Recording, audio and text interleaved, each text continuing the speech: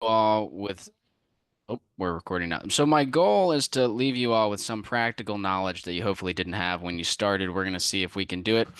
And there's a lot to talk about here, so I'm going to try to blast through some of this stuff. I might be moving a little bit quickly, but we'll hopefully have some time for questions and answers at the end. And I'll make sure my contact information is up if anyone wants to kind of keep the conversation going. I'm always happy to talk about this stuff. So, like Ryan mentioned, I've had a lifelong connection with trees, and I just briefly want to mention this mostly for the sake of being transparent and hopefully inspirational to any of you who don't have professional training in anything related to ag and trees. So my professional background has nothing to do with plants. Went in civil engineering, construction management. I worked on a lot of highway projects and such, and I've transitioned to fully working with plants now because it's always been, trees have always been important to me. I've always felt a profound like reverence and respect for trees, but also I've had that mechanical inclination. So you can kind of see that in these pictures here. But mostly what we're here to talk about today is trees, not me. So we're going to dive right in. I think one of the most important takeaways, especially for folks who are getting started in tree propagation work, this is maybe a little bit less important if you've already started, but outlining your goals and resources at the beginning is really, really important because your goals and your resources are going to be different from anyone else. There may be similarities there, but we're all individuals in totally different situations. And so, a good example, like if you're trying to start a nursery or you're trying to start propagating trees, and one of your main goals is to pay your bills, the way that you go about that process is going to be dramatically different from if you're just trying to grow trees for your farm and some of your friends. And also your resources are going to be different. How much, capital or equipment or soil, all the things that you have access to, they really define how you're going to move forward. Another thing is, and I struggle with taking this second bit of advice, but is to start small. You don't want to overextend yourself. It's pretty easy to burn out, especially with plants. I'm feeling that a little bit this time of year. I am expanding the nursery again for like the third year in a row, and this time of year is just bananas. I mean, there's just so much to do. So try to whatever extent is possible to start small and not overextend yourself. And then I think it's important to have some sort of focus area where you're specializing a little bit, but also having an appropriate diversity of plants. And what I mean by that is just that you don't want to be a monoculture in your propagation work. I mean, you can decide what's appropriate for you. If you only want to grow chestnuts, I think that's fine. But generally speaking, if you're sticking to one or just a few species, if something goes wrong, you're in a pickle. Whereas if you have multiple species and something, the squirrels get all your chestnuts or something, you have backup because you're also growing hazelnuts somewhere else or something like that. The flip side of that coin is again overextending yourself. Each species has their own unique needs. And so if you have not propagated many of these species before and you get into trying to grow 30 different species the first year, that can be a huge task and you can burn yourself out. So trying to have an appropriate amount of diversity, I think, is really important. And again, I struggle with this. I get excited. Most plant people do. You're like, whoa, I can grow that from seed. I want to try. And you wind up before you know it, you have more plants, so you know what to do with. So getting started, there's some basic materials you're going to need, and we're going to dive into nuances on all of this, but you need some sort of plant, and that's going to come in the form of, we're mostly talking about seeds, but you could also apply a lot of this to cuttings, or if you were to buy plant starts from another nursery. You're going to need a place to grow them, right, which is going to either be some form of a nursery bed or a pot. You're going to need some medium in that pot or in your nursery bed, so soil, mulch, compost, all that sort of stuff. In most cases, you are going to need irrigation of some sort, although there's a little bit of nuance there. Some situations you might be able to get away with no irrigation. And you're going to have to protect your trees from all the animals that may want to eat them, anything from squirrels up to deer. So there's a lot to talk about with seed sources. I kind of want to frame it in this looking at what it looks like to collect seed locally versus importing seed in from outside of your locality. And I tend to do both at roughly a 50-50 split. It's going to flex from year to year. I enjoy collecting seed locally. That's really the part that I like the most, but there's just no way to do what I'm doing without also buying some in. And so anyway, there's pros and cons to each method. So if you're collecting seed locally, one of the big advantages is there's no financial charge to that. So if you don't want to spend the money, you don't have to. You can go out and get the seeds. The flip side is it takes time to collect and process the seeds, and you've got to cultivate the skills of seed saving. It's totally doable. It's stuff that you can learn. It's easy to pick up, but it's not something that you're going to pick up in just one day. You know, you're going to have to go out and actually develop this skill over time. And I think it's a rewarding process to do so. But when you're collecting seed locally, there's a potential that you're getting locally adapted seed. And by this, I'm referring to like ecotype seed is typically the label that's given to that sort of seed. The idea that, trees that have been growing in a place for thousands of years are going to be well adapted to that region. I say potentially because, especially if you're in an urban area, a lot of the trees that are planted have come from somewhere else. And so you may be collecting from urban trees that, their family tree, their genetics have only been on that site for one or potentially a few generations. There's nothing wrong with that. It's just not, all local seed is not necessarily local ecotype. The other thing is that the climate is changing dramatically and very fast. And so I think there's nothing wrong with getting seed from elsewhere because, the seed that's been in a region for thousands of years may not be the best adapted for what's going to come. We really don't know what is going to be adapted for what's to come. So, anyway, if you're another big advantage with collecting local seed or collecting seed yourself, even if you're traveling and it's not local, is you have full control over the quality. And again, if you're new at this, it's going to take you some time to really get your QA practices kind of refined and honed in, but you get full control over quality, which you obviously don't get when you buy seed in. And you can see from the pictures here, it is pretty easy to generate a stupid amount of seeds, and specifically in the fall, if we're talking about East Coast, Midwest. I'm not as familiar with the West Coast, but there's some form of tree seed on the ground at all times of year, wherever you are, pretty much. But on the East Coast and Midwest, the bulk of the seeds drop like late summer into like early winter. That's when a lot of the nuts and stuff are on the ground. And I don't have a bullet point about this, but one of the other big advantages is that a lot of the trees that I work with, at least, there's a food value there. And so while you're gathering seed, you can also forage for food for yourself. You're kind of doing two things at once. So I really enjoy it. Now, I do also buy in seed from other nurseries, and in most cases, this is kind of an instant access to seed. So if you're getting started this time of year, there's the seed that you want might not be ripe. You might just want to get seeds now in order to get going. Additionally, you're going to be able to get access to specific genetics that are not available to you locally. So for me, it's things like it may be a species that I don't have around me, or it may just be, a lot of the species I'm working with. Take black walnut, for example. I can collect local black walnuts all over the place here, but I don't have any local place where I can get access to black walnut cultivars that have a thinner shell. And this is again, there's a lot to talk about with seed. Some species like apples, for example, when you grow them from seed, you're going to have a very diverse offspring. There's really no guarantee that the apple seedling will be anything like the apple parent, or at least that's the conventional wisdom on that. Whereas with a lot of other species, black walnut included, typically speaking, the seedlings are going to have a somewhat of a close resemblance to the parents. And so for me, it's beneficial to get seeds from far away if they come from improved mother trees, basically. It's also, when you do this, you have minimal seed processing skills and time required. So it skips a lot of time in that skill. So all that to say, collecting seed locally is really worth investing the time in, but it's also, I think it's also really worth getting seed from elsewhere. And you'll just have to get to know the different producers. I have a lot of really good nurseries linked on my website in the education tab. There's a lot of great small places you can buy seed from. You can also try your luck. There's lots of people on Facebook and like Etsy and eBay and stuff. So lots of places you can check for seed. Now, we could probably make almost an entire lecture on just seed storage, like stratification requirements in order to grow the seed. It can get very complicated because each species is a little bit different and there's a lot of ways to approach it. But I want to give some basics that's hopefully enough for you to get started and then hone in on what you need to do for the species you want to work with. Typically, tree seed is going to require two things.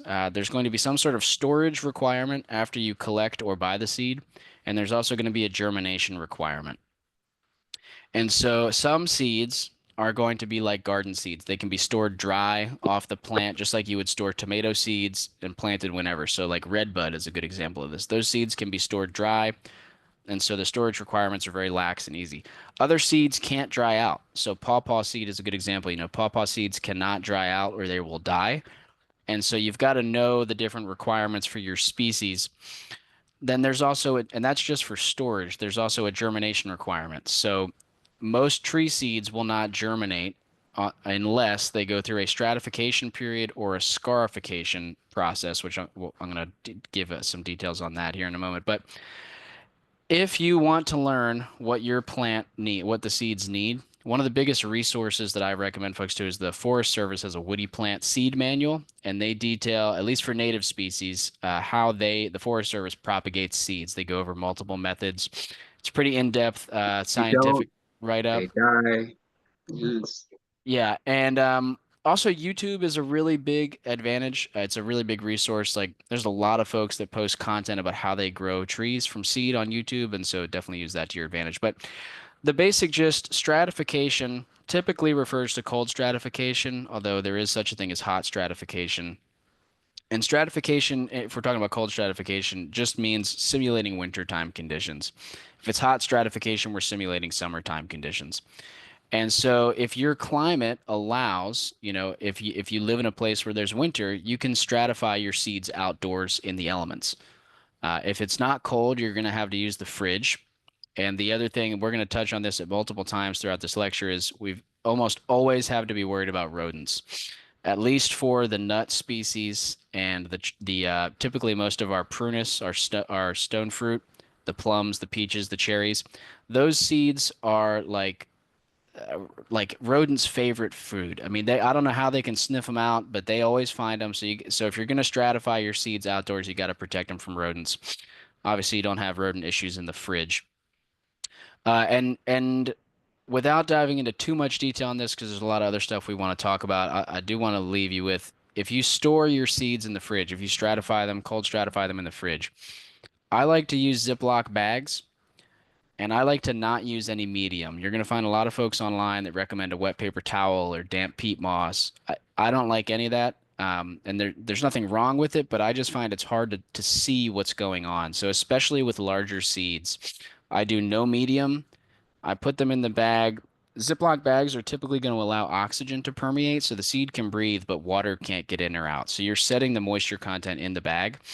And you want the seed almost dry to the touch, but not dried out on the inside, so that once it's sealed in that bag and you've removed most of the air, set it in the fridge, you're going to notice a little bit of condensation inside the Ziploc bag, but you do not want to see big drops of water. If you see big drops, it's too wet. And I think with the fridge, that's one of the hardest things is you get it too wet, it molds. So I also recommend if you're stratifying in the fridge, check on your seeds often. Because if you catch mold early, you can typically just rub it off with your fingers, whereas if it goes too long, it'll eat the seeds. For outdoor stratification, I typically just drill some holes in buckets and put like seeds and wood chips into a bucket and wrap it in hardware cloth and just stick it outside somewhere relatively protected. Now, scarification is a different process, and with scarification, we're trying to mimic the conditions the seed would go through if it was ingested by an animal and then came out the other end in the manure. They would typically germinate, in that pile of manure. So scarification can be accomplished with acid. I don't know much about using acid, but there's a lot of detail about that in the Woody Plant Seed Manual. You can use a file. I find a file to be pretty, it takes a long time, and there's definitely a risk of like cutting yourself with a file or a knife. So I like water. You basically it's as simple as you bring the water to a boil, remove it from heat. As soon as the bubbles stop, you add your seeds. You let them soak for anywhere from 12 to 24 hours, and the seeds will swell up like beans if you've ever planted beans before. That's how I treat scarification. And that's going to mostly be a requirement for like seeds that come in pods. So think honey locust, black locust, red bud, river locust. These are the types of species that typically need scarification.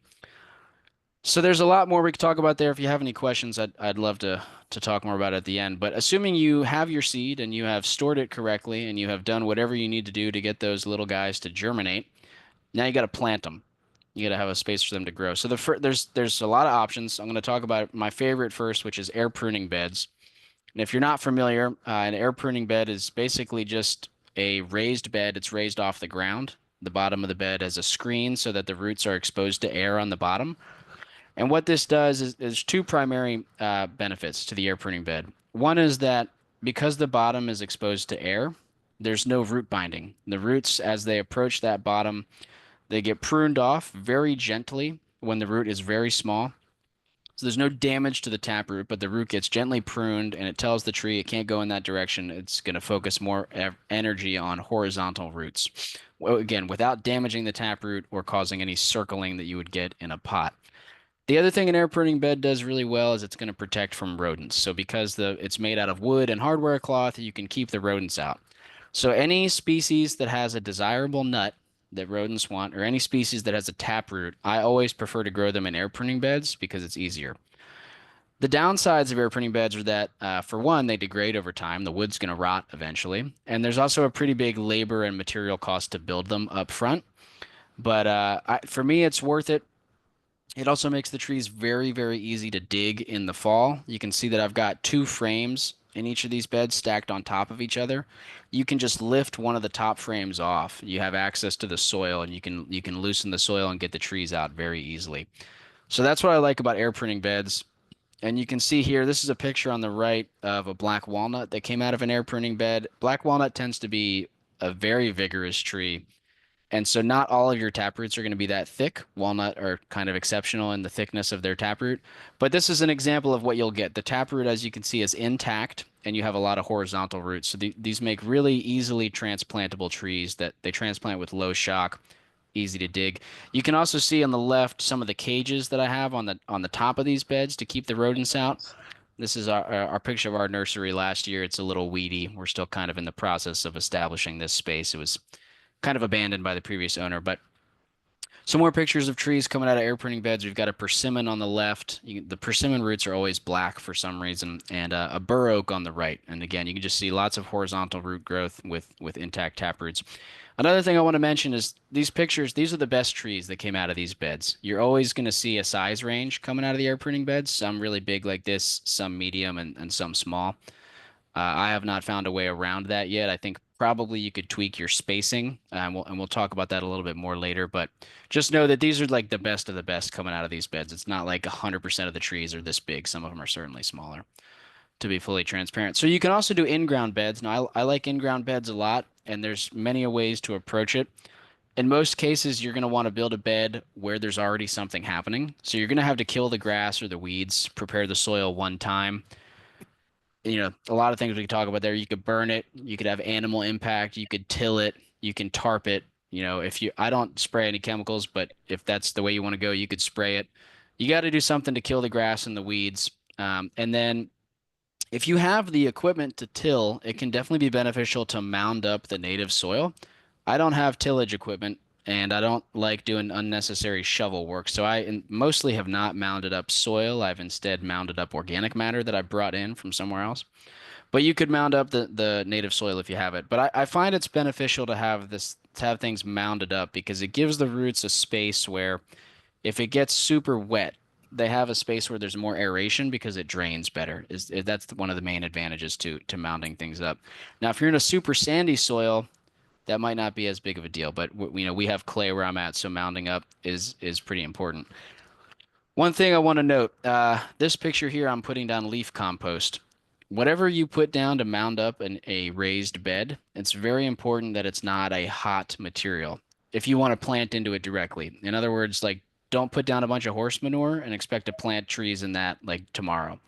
It's got to compost first. That stuff's going to get really hot. So safe things to use if you want to plant immediately is going to be wood chips, leaves, finished compost, that sort of stuff. And another thing that I find the first year or two of establishing a raised bed can be rough. There's going to be a lot of weed pressure. The soil's not going to be as loose and easy, but after a year or two, if you keep putting in organic matter and mulch and you keep watering and you're digging trees and you're doing cover crops when there's nothing in there, the soil can get really good and it can actually be very pleasant to dig trees out of in-ground beds. Once you're a few years into it, the soil gets so loose, you can just slam a shovel in there and it goes so deep. So, digging trees out of in-ground beds is not as bad as it may seem once you've really improved the soil. So these are redbud trees, and just to kind of hopefully drive the point home a little bit, these were grown in an air pruning bed, and there's really no reason for them to have been grown in. I grew them in an air pruning bed because I didn't have in-ground space ready, and I wanted to plant the seeds. I had an air pruning bed ready, but you can see they don't really have a defined taproot. And in the air pruning bed, they grow horizontally. The horizontal space is somewhat limited, and they actually interlock and become somewhat, some of these horizontal species become a little bit difficult to get out of air pruning beds. So I try to plant most of these in the ground, like redbud moving forward. I only really do in ground beds.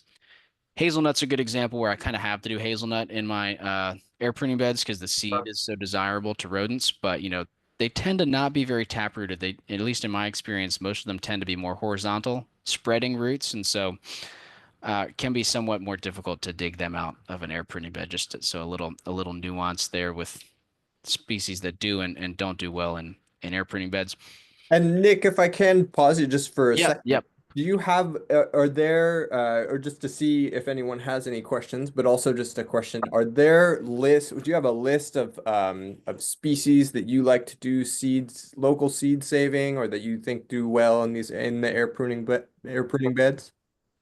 Yeah, that's a good question. So I don't have a list offhand right now.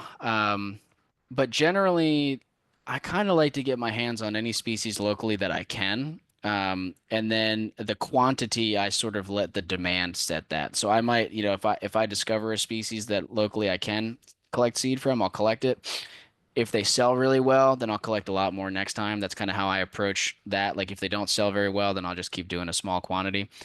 And then in terms of what species do good in the air pruning beds, it tends to be the taprooted species that do really, really well. Anything that's not taprooted, they'll grow massive in an air pruning bed. It just the main thing is it's just a little bit more difficult to dig them out because they get really tangled. And we'll talk about digging trees out in a little bit more detail further down in the slides, but it helps dramatically to have the soil really hydrated when you do that.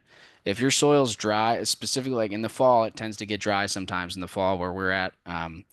And yeah, it can be a nightmare getting roots untangled but then you hydrate the soil and it's a totally different scenario. So that's kind of let me know if that answers the yeah. Yeah, And that's great. and then if there are any other questions, I think I can see the chat here. Let's see if I can pop this up. I think we Um, had one other question we had was about the lineage of a tree. Let's see here. Is there a feasible way to figure out anything about the lineage of a tree you harvest seeds from?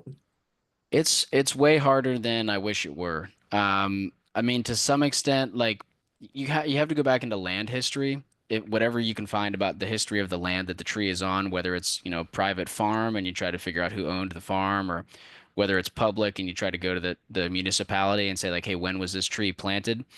In some cases, you can track it down. Like an example, now this is a kind of a lucky example, but I found a grafted black walnut in my hometown of Swarthmore, Pennsylvania. And I suspected it was grafted because it had a weird wound on it that looked like it could be a graft union. And I posted in a Facebook page specifically for black walnut enthusiasts.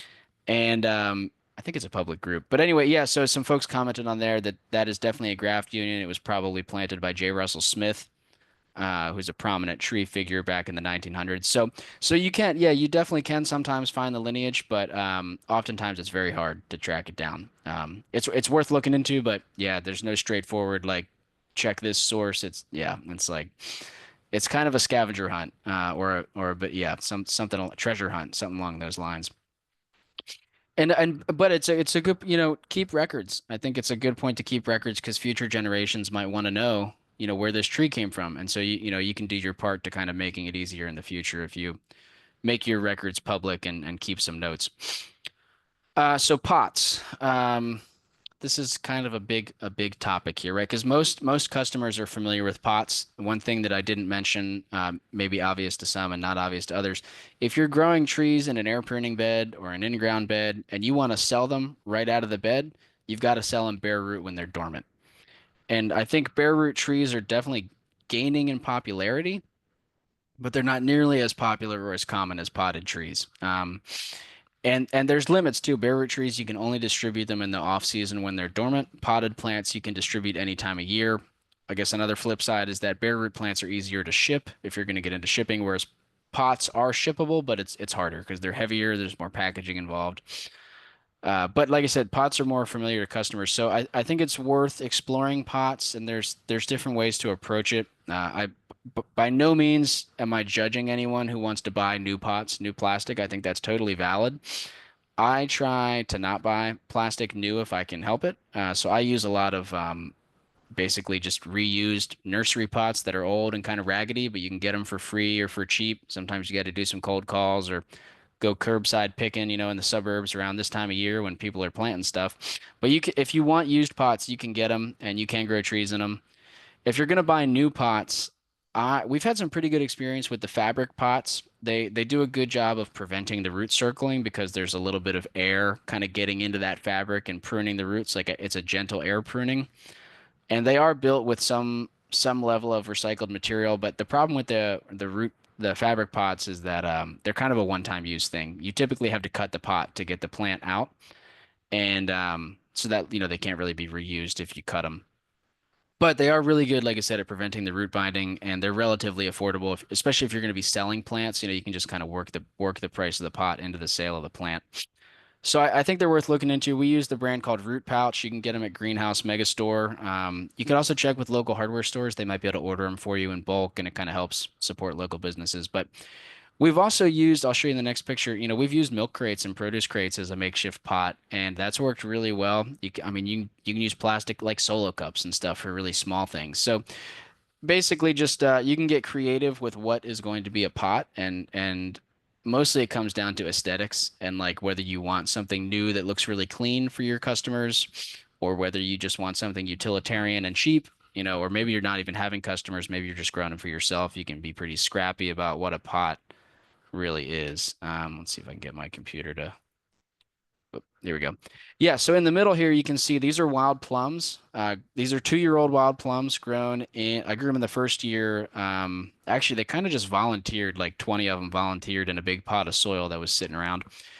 I took them out of that pot after 1 year. They're probably like a foot old, these little whips, and I stuck them into these produce crates. I think these are called like onion crates or bulb crates. And sometimes you can get them free. We find them on Facebook Marketplace. Sometimes you got to pay like $1 or $2 a crate. But yeah, I mean, these turned into really wonderful trees after 2 years. And the root system, although it's massive, it's heavy to move these things around. I don't know that many customers would be sort of used to buying trees in a milk crate, but the root system is exceptional on these, because they get gently air pruned by being in this crate, lifted off the ground. There's no root binding and really nice trees. So it's something you can do. Also, I found this pot on the left in a pile of trash nursery pots, and there's only one of them. I posted a picture of it online. Some folks think it might be from an aquatic nursery, but there are plastic air pruning pots. There's different types you can look into if that's something you want to look into. They definitely exist. I don't know much about them. And kind of one of the last things I'll say on pots is that, I mentioned earlier, different size trees come out of the air pruning beds. The way that I approach it is that the biggest ones, the best ones, I sell or I plant them myself. The really small ones, I pot up and I sell those locally. Some folks kind of try to do like a basically breeding, like a selection process, and they say the smaller plants are weaker. I'm getting rid of them, composting them, whatever. I typically pot them up or donate them. I think that they're worth planting, but that really is up to you as the steward of your trees and your genetics. So this is another big topic here is what soil to use, what mulch and compost are we using? I think one of the most important things is to try to use what's available locally. But don't pigeonhole yourself into like, oh, I can only use this one thing and anything else is bad. Try to be flexible is kind of the way I look at it. My preference, if I can choose what I get, is I like to pretty much grow my trees 100% in leaf compost. And then I will add small amounts of worm compost that I make at home just with like some bins with worms and they eat my food waste and some stuff from the chicken run. And that worm compost is basically my inoculant and my fertilizer. And I mulch with wood chips and that's it. I put leaf compost in pots. I put it in air pruning beds. It's really my main input. But you could use all sorts of stuff. If you have wood chips, maybe you don't have access to leaves, but you can chip up some trees on your property. If you let wood chips sit for a few years, you're going to get soil that you can use out of the wood chip pile. So there's a lot of things you basically just try stuff, see what you can get a hold of, for cheap locally, and that's kind of my method.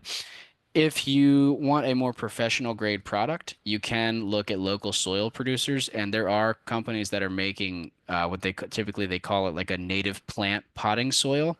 It's much more expensive, but there's certainly some really good products out there if that's a direction you want to go. And again, so I'm mostly working with native species, uh, but I honestly strongly feel that this native soil, native potting soil that people produce, and also just leaf compost, it works for a lot of the non-native trees as well. Most trees are hardy. They will grow in many conditions. They will not grow very fast if they are not happy. They will just be sluggish and stunted, but they'll survive a lot of abuse. So the trees will basically let you know if what you're doing is working or not. One of the main things to avoid here, again, avoiding hot inputs.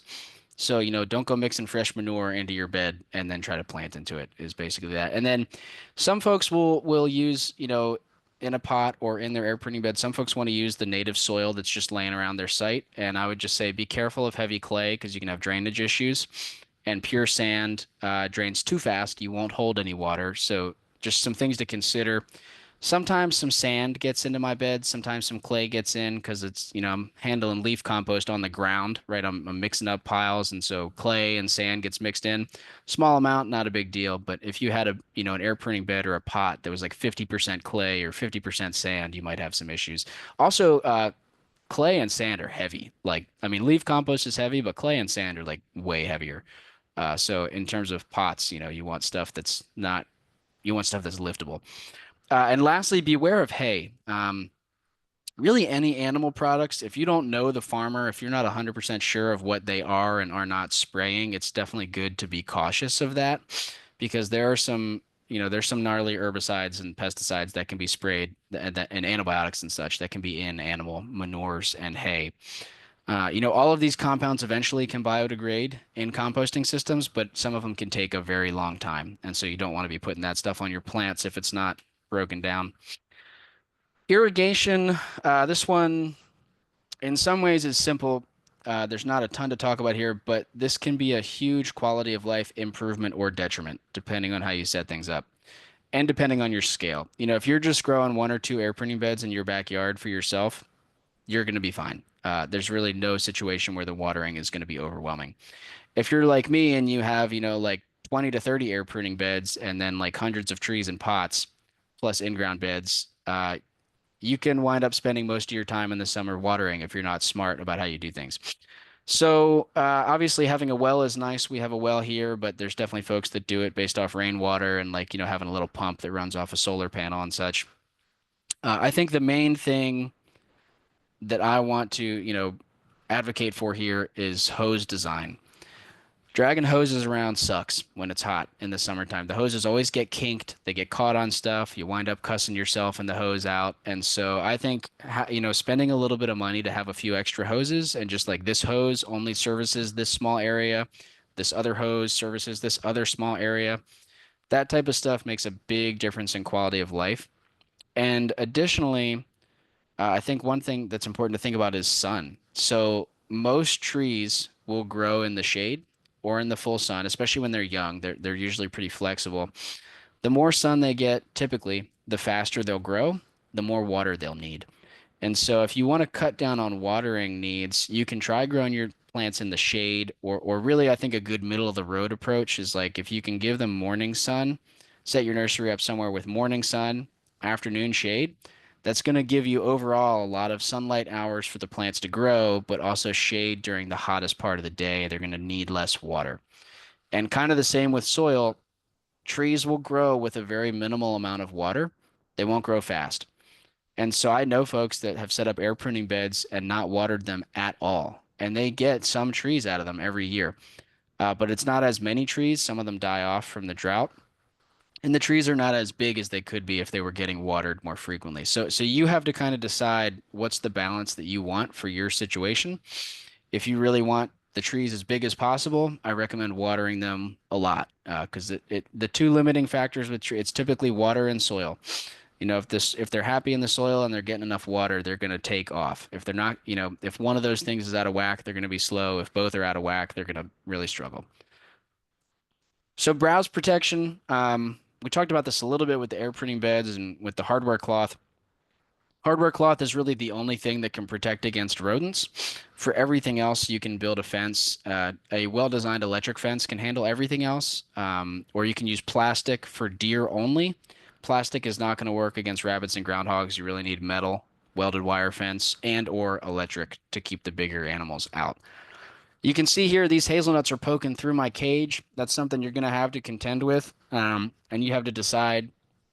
You could take the top of the cage off and leave it open top. That seems to work for us pretty well.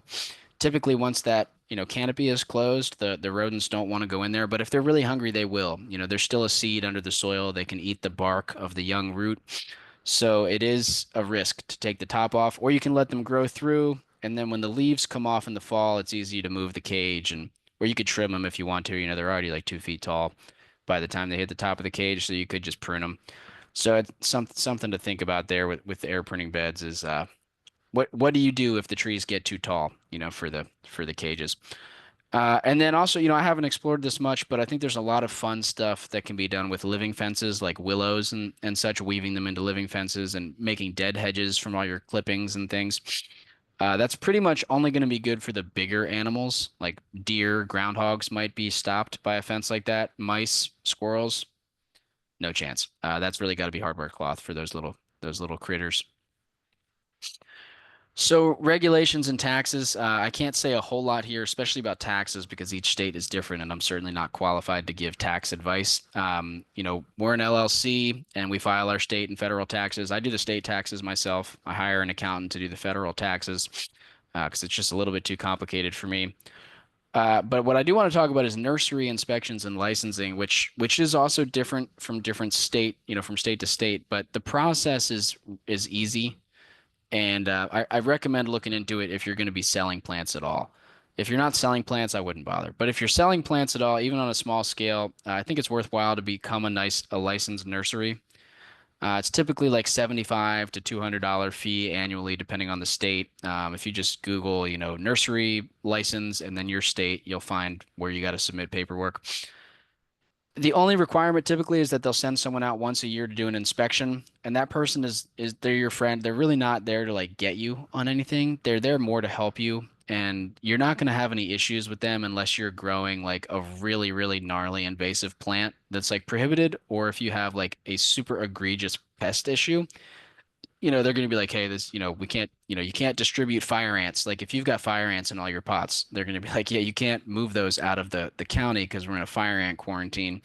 But most of the time, they're really there to help you answer questions about, navigating the regulations and such.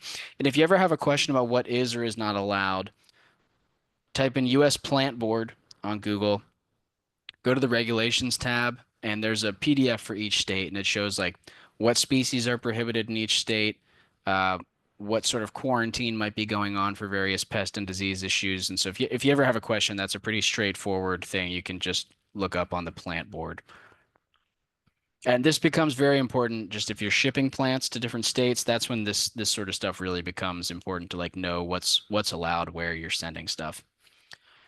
So flipping back to the growing side of things, if we're sowing seed, and I think after this slide we'll pause and see if there's any questions. I got a few more slides we can try to squeeze in here, but I want to make sure we get any important questions going on. But two things to convey here. Large seeds, like a walnut, you can mulch them very heavily. I typically do anywhere from 2 to 4 inches of mulch, but you could easily do more. If you think about like if you've ever planted corn, you can plant corn 3 to 4 inches in the ground and it pops up through the soil. So think about how big a walnut is compared to a corn. I mean, you could probably plant a walnut a foot down and it would probably germinate through that mulch. I don't know that that's a great idea, but I think it could be done. So the benefit there is that that level of mulch is going to do a lot of weed suppression for you. Kind of like with anything in farming, you want to be on top of the weeds early in the season.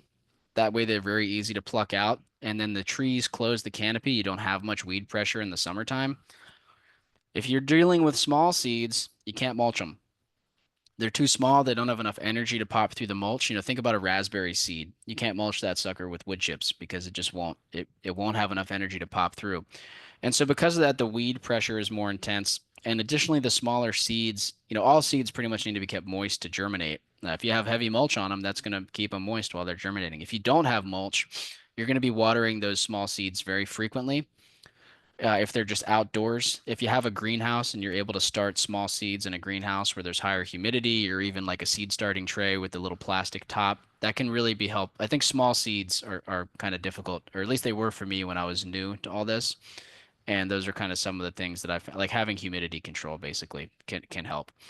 The other thing to convey here is that uh, more spacing means bigger trees, but fewer of them. Tight spacing means a lot of trees, but they'll be smaller because there's just less resources to go around. So these pictures show you an average spacing that I'm looking at with walnuts on the left, hickory on the right.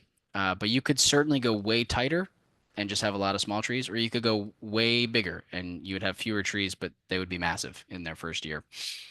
I don't know that we have a ton of time to talk about fall planting, but in our climate here in the Southeast and the Mid-Atlantic, most of the species that need cold stratification can be planted in the fall. You do have to protect from rodents if you're planting outside in the fall. Whereas up north, that is much harder to do. It's almost too cold there for these exposed beds. So folks tend to, sow seeds early in the spring or after their first frost, kind of up north. Yeah, so let's pause. Let's see if there, I'm gonna scroll through the chat real quick and see if there's any questions we can quickly touch on here.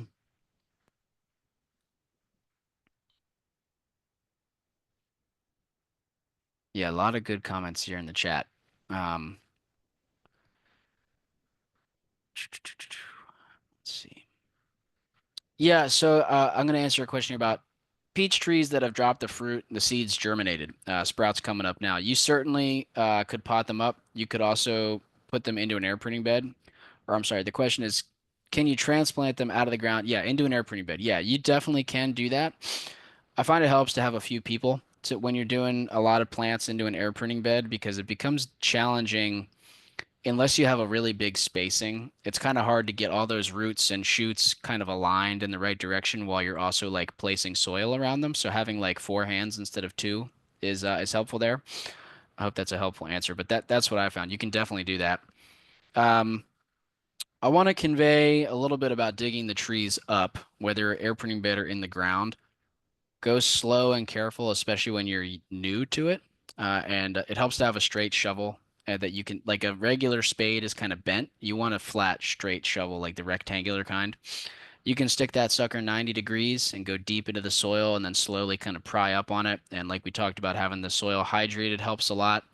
And then just know, and I wish I had some better pictures of this, but trees can handle some root damage. Even if you damage a taproot, you can, for in the most cases, unless we're talking about hickory, most trees you can pot that sucker up or plant it out in a nursery bed another year and it'll regrow.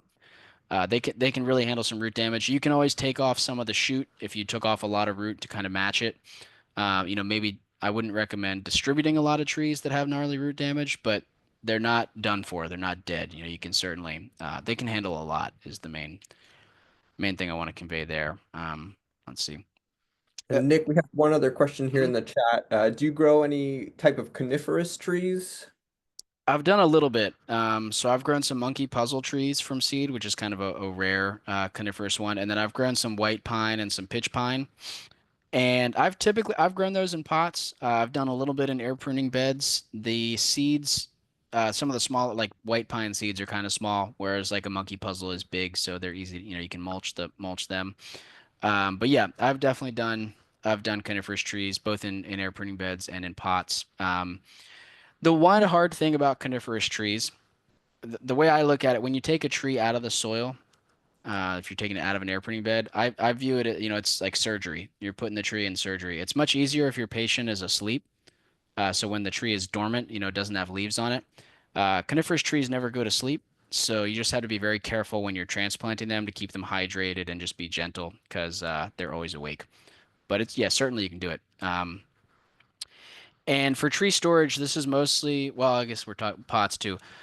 Overwintering your pots, you got to insulate them. Some folks will put them in a greenhouse if you have that capability. I like to just pile a bunch of leaves and mulch around them to prevent them from freezing too hard. These trees are hardy, they're adapted to cold climates. They can freeze a good bit. But we don't want something up above the ground exposed to wind and stuff. We want to basically lock stuff into the thermal battery of the earth. And you really want to keep stuff moist, not sopping wet, but you don't want the roots to fully dry out during a winter freeze either. So a lot of mulch really helps. You don't have to water in winter. You just have to be watered going into fall and then keep stuff mulched. And then we like to heal. So for bare root tree storage through the winter, we like to talk about healing them in. And I've got some videos about this on on my social media channels. But you're basically tucking the roots into some loose soil. So whatever loose soil you have, if you have a nice garden bed that you can stick them in or a raised bed, that's great. Water them deeply. When you can tuck bundles of anywhere from 5 to 100 trees together in a bundle in a raised bed, it works really good. I didn't have raised bed space this year, so I overwintered a lot of bare root trees just in clumps in these big nursery pots. It's not ideal. I think this has more potential for rot because the pots don't drain very well. But you can see I label the pots with a paint marker and pile mulch around them, and it certainly works. You can do it this way. You know, And yeah, sorry, was there a question there? Or? do you want to know where to invest $1,000 right now? Well, forget about a. What do you do with saplings that were not sold after they get too large to sell? Um, Yeah, yeah. when do you need to get them into the ground, and is there a way to keep them in the ground for a few years still with the intention to sell eventually if you can? Yeah, there's different ways to approach that. So for me, I try to get all the trees out of the air pruning bed in 1 year and distribute the biggest ones. On rare occasions, I'll have stuff in beds for 2 years. They tend to get pretty big at that point. And for me, the limiting factor is shipping. There's a limit to how big of a tree I can ship because at some point the box becomes prohibitively expensive that I would need to fit it into. And so when they become that big, the choice is either I plant it out myself or I find someone locally who wants to buy it, who can come put it, in the back of their pickup truck wrapped in burlap or something like that. Or like in a massive pot with some wood chips to keep it moist, some sort of way to transport it. Um, you can have pretty large things in an in-ground bed or in a pot for a long period of time and then sell it down the road. Most folks like to buy a bigger plant, even though a smaller plant is actually going to be healthier and have less stress at transplant time. Some things to consider with if you have a big plant you're trying to move or you're holding onto it for a long time. If it's in one pot, a typical pot for a long time, it can get root bound. So you may have to pot it up several times to prevent that, or use a fabric pot or some sort of air pruning pot. If you have a tree in an in-ground bed for a few years and it gets really big, my recommendation when you go to sell it to dig it up, you're going to do root damage. There's no way around it. Once it gets a few years old, there's going to be damaged roots. And so I would recommend cutting back the top. Because again, these trees they can handle being dug and having roots damaged, especially when they're big. They've got a lot of material in their body, so they can afford to lose some. But cut off some of the top too, just so there's few when it leaves out, there's fewer leaves that need water basically that the roots can still provide.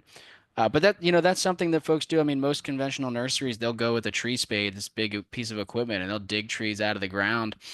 And I mean, it's a terribly violent process for the tree. And the trees are definitely under stress. You have to do it right or they die, but it can be done. And so like on a slightly smaller scale than that, if you're talking about shovels instead of a big truck mounted piece of equipment, you can move pretty big trees if you just I guess the other major thing there is like the customer, whoever's receiving that tree, they've got to be willing to water that sucker for the first year, maybe 2 to 3 years. It's going to need watering until it's through that transplant shock phase. That's kind of so I hope that kind of gives a little bit of a useful answer. And we have a question here about soil type. Yeah. So Pat says, I know soil type of final planting location is pretty important for how successful the tree will be. Does this apply to the starting medium for the seeds? Do you make any adjustments for this? Yeah, so far I have not made any adjustments, but I might make some in the future. I find that for all the trees that I'm growing, they take pretty well to the leaf compost. One of the exceptions is that sometimes the chestnuts seem to be not happy, and I'm still working out whether it could be a over or under watering issue on my part, but it could also be a pH thing. Chestnuts are kind of picky about what pH range they want to be in. So I think there's certainly more work I could be doing there, but the broad answer is that Most of these trees have not complained with just leaf compost to start. And then certainly you'd want to, yeah, you're definitely correct. Like siting them in a permanent location, it's got to be the right type of soil. And I think part of that, the flexibility with the leaf compost is because I'm watering them. They're receiving water from me, and I can kind of judge like, okay, it's too wet, I'm not going to water, versus it's dry, I'm going to water. When they're in their final location, they're mostly relying on the rain. And so, if they're in a site that doesn't have the water retention properties that they want, that can be a big part of it. But also nutrients too. Certain trees are adapted to nutrient profiles and pH ranges of different soils. So, but yeah, they all seem, for the most part, seem to take fine to the leaf compost. So, but more work could be done. Yeah, on that for sure. Yeah, and just if you see any other questions, just stop me at any time. Otherwise, I'll keep going into finding customers. This is the hardest part in a lot of ways of selling trees is finding a customer and pricing your tree appropriately. I find the pricing to be stressful because I want to offer the trees at an affordable price, but also I got to value my labor. It seems to be a hard balance. And I want to be clear, the demand is there. There is a tremendous demand for native plants and food producing plants. It just can be tough to tap into that demand. So I think there's more demand than there is supply, but it's not always as easy to just go out there and find it. And I think you're gonna just have to try a lot of different things if you want to be selling plants. So social media, if you're interested in social media, can help a lot. But if you're not interested in it, don't do it because it takes a lot of time and it could easily become a chore. But word of mouth helps a lot. Facebook Marketplace and Craigslist. Those are good free ways to get the word out. I actually find it's helpful to talk to other nurseries and landscapers in the area because sometimes they're looking for more places to buy plants. A lot of nurseries basically just sell trees. They don't even grow them. They might up pot them a little bit, but they're basically just buying bulk and then making money on the margins. So you might be able to find local nurseries and landscapers that are willing to buy some of your trees. Um, Yeah, I know we're getting close. We're at 3 o'clock here. That's kind of the cutoff. I'm willing to go a little bit longer if there's more questions or I don't. This is pretty much the end of the slides. I was just going to talk about tree distribution. Main thing here is you don't want the roots to dry out while they're in transit if you're going to be shipping bare root. And that's kind of, yeah, we're pretty much at the end here. Well, fantastic. Thank you so much, Nick, for your presentation. Really, really appreciate it. I think that it leaves us with a bunch of stuff ready to kind of sink our teeth into for the spring and get some more trees kind of planted. I'm gonna go ahead and end the recording here, and we can